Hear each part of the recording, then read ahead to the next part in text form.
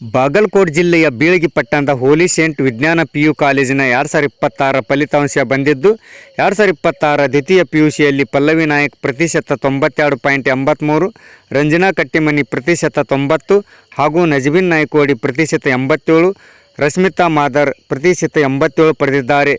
ಉಳಿದ ಎಲ್ಲ ವಿದ್ಯಾರ್ಥಿಗಳು ಪ್ರತಿಶತ 85ರಿಂದ 60ರವರೆಗೆ ಪಡೆದಿದ್ದಾರೆ.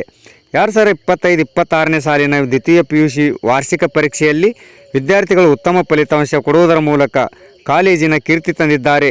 ವಿದ್ಯಾರ್ಥಿಗಳಿಗೆ ಸಂಸ್ಥೆಯ ಅಧ್ಯಕ್ಷರಾದ AM ಸೋಲಾಪುರ್, ಕಾರ್ಯದರ್ಶಿಯವರಾದ ಶ್ರೀಮತಿ AA ಸೋಲಾಪುರ್ ಹಾಗೂ ಪ್ರಾಚಾರ್ಯರಾದ ಶ್ರೀಮತಿ ಭಾರತಿ ಭಿಕ್ಷಾವರ್ತಿ ಮಠ್ ಹಾಗೂ ಬೋಧಕರು ಸಿಬ್ಬಂದಿ ವರ್ಗದವರು ವಿದ್ಯಾರ್ಥಿಗಳಿಗೆ ಅಭಿನಂದಿಸಿದ್ದಾರೆ.